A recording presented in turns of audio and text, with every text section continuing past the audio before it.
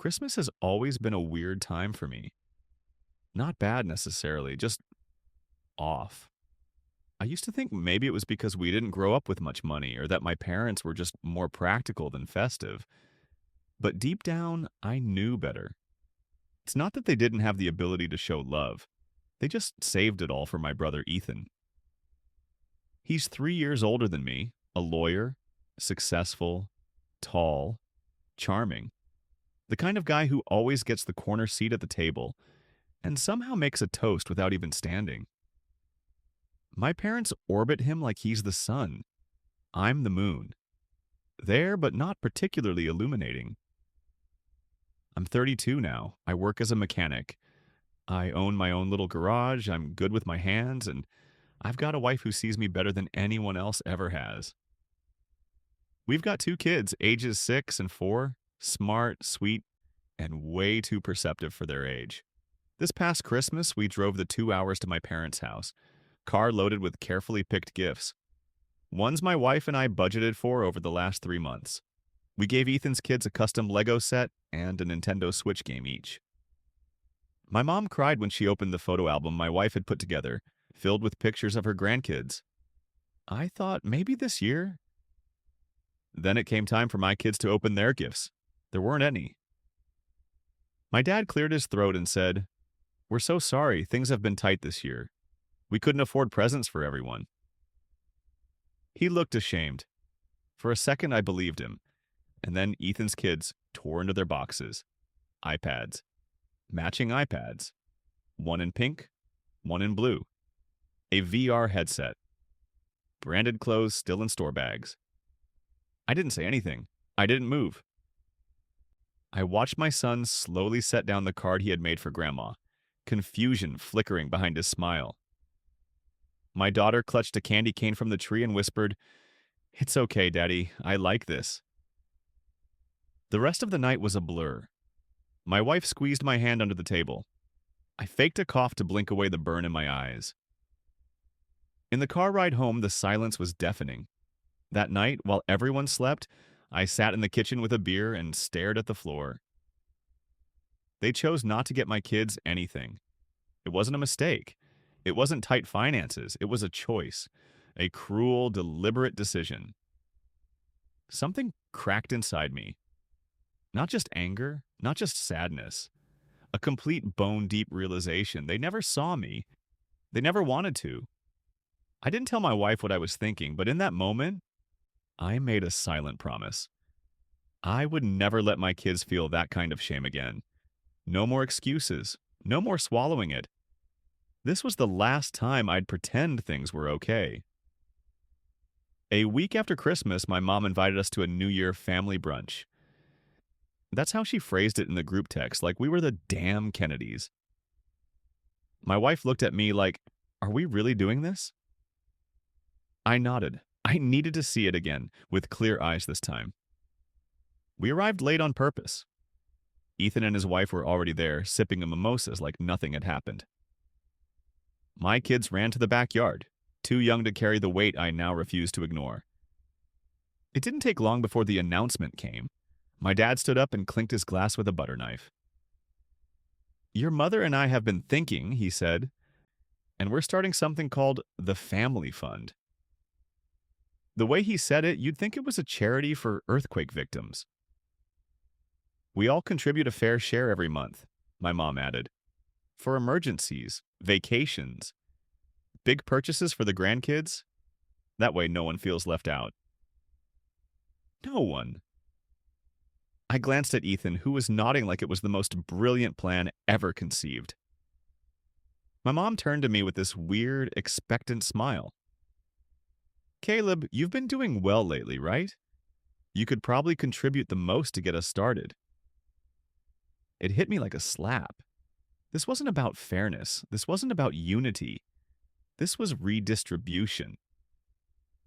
Take from Caleb, the one who fixes cars and budgets Christmas, and funnel it to Ethan's kids because God forbid they don't get the latest gadgets. I swallowed hard. "How much are you thinking?" I asked, voice steady. "Oh, just something small," my mom said. Maybe $500 a month to start?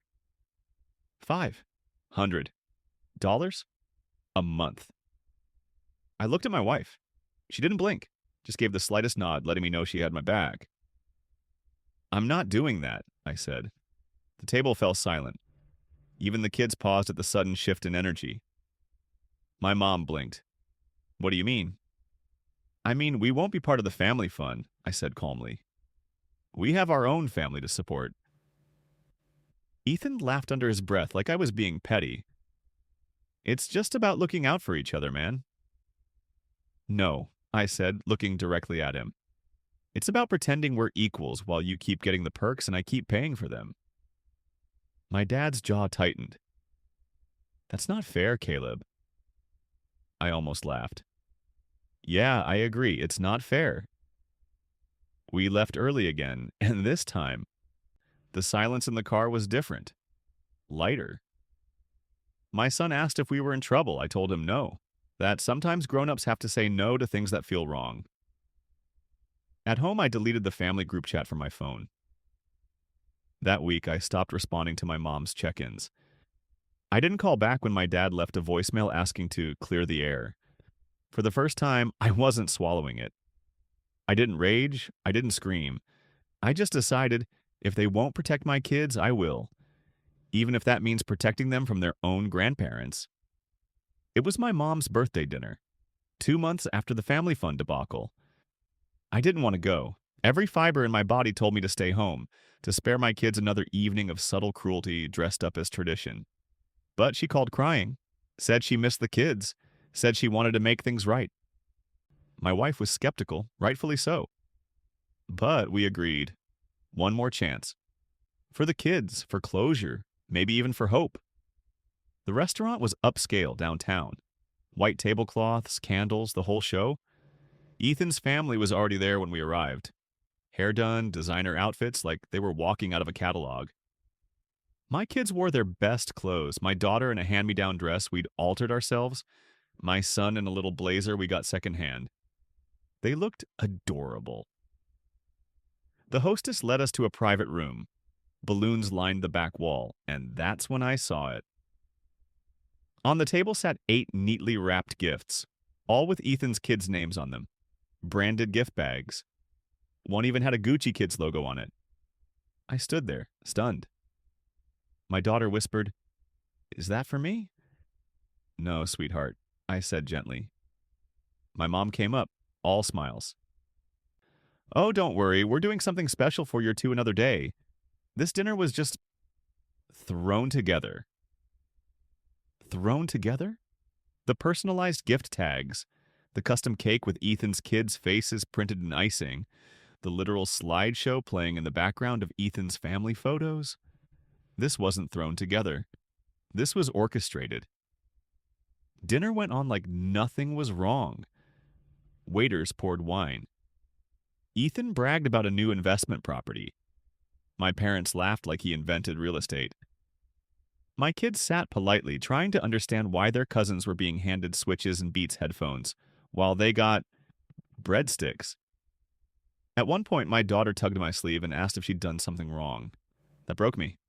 I stood up. "We're leaving." My mom blinked, fork midair. "What?" "We're leaving," I repeated.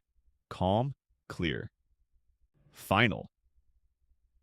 "Caleb, don't make a scene," my dad muttered. "This is the scene," I said, "and we're done being part of it." I gathered the kids. My wife was already on her feet. We didn't argue, we didn't cry, we just walked out. In the parking lot, my son looked up at me and asked, "Did we do something bad?" I knelt down. "No, buddy. Sometimes people treat others unfairly, and we don't have to let them. You did everything right." On the drive home, my wife reached over and held my hand. Neither of us spoke. But we both knew. Something had changed. Not in them. In us. This was the moment we stopped hoping they'd change. And started changing how we let them affect us. The first few weeks after the dinner were harder than I expected. Not because I missed my parents. I didn't. But because of what I did miss. The illusion. The tiny hope I used to carry, buried so deep I didn't even know it was there. That maybe one day they'd see me, that they'd remember my birthday without my wife reminding them, that they'd ask about my job without pivoting to Ethan's latest investment. But with that hope gone, all that was left was space. And in that space, something new started to grow. It started small. My wife and I sat down one night after the kids went to bed and laid everything out. Finances, goals, time. We looked at what we had and what we could build.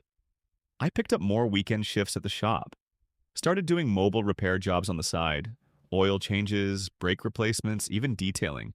My wife took on extra clients in her freelance work. We budgeted like our lives depended on it. We meal prepped, cut unnecessary subscriptions, and funneled every extra dollar into savings. And through it all, we talked. Not just about bills, about our kids, about the kind of family we wanted to be, the kind we never had growing up. Meanwhile, my parents kept texting, mostly updates about Ethan. Ethan's remodeling his pool. Ethan's wife just got accepted to that yoga retreat in Costa Rica. Ethan's kids are doing a ski trip. Do yours want to join? We can probably get you a deal. I stopped replying. At one point, my mom sent a photo of Ethan's kids holding up trophies from some tournament, captioned, "So proud of these two shining stars." Not a single message about my daughter's art contest win. Not a word about my son finally learning to ride without training wheels. I wasn't angry anymore, just done. I started waking up earlier, getting to the shop before sunrise, organizing tools, creating systems. My kids started noticing. "Daddy, you're working so much." "I'm building something," I told them, "for us." They beamed. That spring, I got an offer to rent a second garage space down the block. It was old and needed work, but it had potential. The landlord liked my grit and offered me a deal I couldn't pass up. I said yes. Every weekend, we painted the walls as a family. My daughter chose the color for the bathroom. My son helped me stencil our name on the office door. Caleb's Garage in big block letters. I wasn't waiting anymore. For permission, for recognition, for inclusion. I was building something that no one could take from me. And the best part? I was doing it with the only people who'd ever truly seen me. By summer, the new garage was buzzing. It was still just me and a part-time kid from the high school working weekends, but word was spreading. We fixed cars fast, fair, and right the first time. People started coming in from across town. It wasn't flashy, but it was mine. My wife designed a little waiting area with coffee and toys for the kids. I built a play corner in the office so my son and daughter could hang out after school. They'd sit with me while I wrapped up invoices, their laughter echoing off the walls I'd painted with my own hands. One afternoon, an older man pulled in with a busted transmission. He owned a string of rental properties in the city and liked to do his own maintenance. But the work was getting too much for him. He watched me work, asked questions, nodded a lot. A week later, he came back, not with another repair, but with an offer.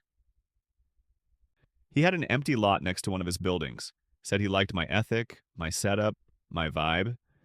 He wanted to partner, expand. No strings, no scams, just real respect for the way I was running things. I told him I'd think about it, and I meant it. That same week, my mom texted for the first time in weeks. "We're doing a family dinner next Sunday. It would mean a lot if you showed up. Bring the kids." No mention of what had happened. No apology. Just a summons. I almost ignored it. Then I had an idea. This time, I wouldn't be coming to play along. I'd be coming to end the game. My wife raised an eyebrow when I told her I wanted to go, but when I explained, she nodded. "Do it," she said. "You've earned it." I spent the next few days preparing. I printed screenshots of texts, emails, and voicemails. Years of being ignored, excluded, manipulated. I highlighted moments. The Christmas where my daughter asked why Grandma forgot her name. The birthday when they posted Ethan's celebration but didn't even text me. The message where my mom asked for money the day after skipping my son's preschool graduation. I put it all in a folder, not to humiliate them, but to prove it, to them and maybe to myself, that I hadn't imagined any of it. This wasn't bitterness, it was documentation. This time, I wasn't walking into that dinner as the forgotten son. I was walking in as a man who had built something, without their help, without their approval, and I was ready to let them know the rules had changed. We pulled into the driveway right on time. Not early, not late, just intentional. The kids were in clean clothes, calm but unsure. My wife had that quiet fire in her eyes. And me? I felt oddly at peace. I wasn't here for redemption. I was here for clarity. Inside, it was the usual setup. Ethan holding court in the living room, one arm slung over the back of a chair like he owned the place. His wife laughing too loudly. My parents fluttering around like they were hosting a state dinner. "Look who decided to show up," my dad called out, fake joy straining his voice. My mom rushed over, pulling the kids into a stiff hug. "We've missed you," she said, not looking at me. Dinner started tense. My kids whispered to each other under the table while Ethan's kids compared smartwatches. My wife kept her hand on my knee. Then, halfway through dessert, my mom cleared her throat. "So, about the family fund," she began, smiling as if it were a harmless thing. "We're going to do a soft start. Ethan's already contributed a little, and we were hoping—" "I'm not contributing," I said, setting down my fork. The room went quiet. My dad blinked. "Caleb, can we not do this again?" I pulled the folder from my bag and laid it on the table. "I didn't come here to fight," I said. "I came to explain one last time." My mom looked nervous. Ethan rolled his eyes. "Seriously?" I opened the folder. "This is the last 3 years of messages. Moments you ignored us. Times you excluded our kids. Photos you sent of Ethan's family while forgetting ours existed. Times you asked us for money the same week you gave Ethan's kids luxury gifts." Page by page, I laid it out. Calm. Controlled. Not bitter, just factual. Ethan tried to interrupt. "This is pathetic, man." "No," I said. "What's pathetic is pretending we're a family when you treat us like background noise. My kids have been watching. They know they're not loved the same. That ends now." My dad looked away. My mom was tearing up. "We didn't mean—" "But you did," I cut in.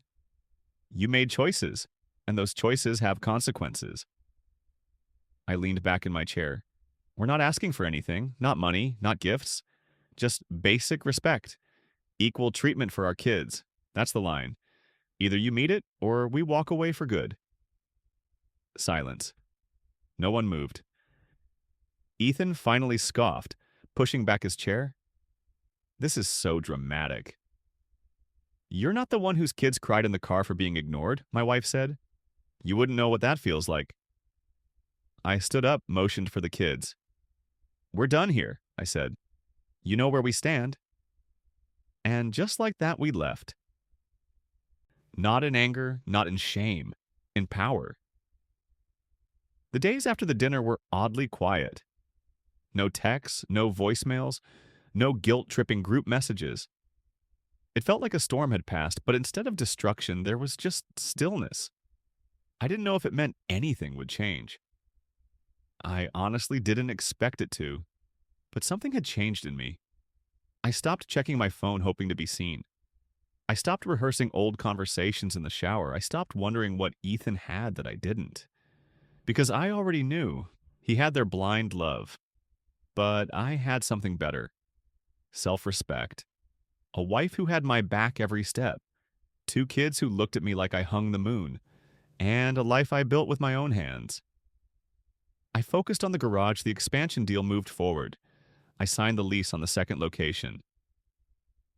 Hired 2 new guys from the local trade school. My daughter painted a mural in the lobby. Dragons and flowers and a big cartoon version of me holding a wrench. We started doing community events, free brake checks, women's car care classes. The shop became a place people trusted.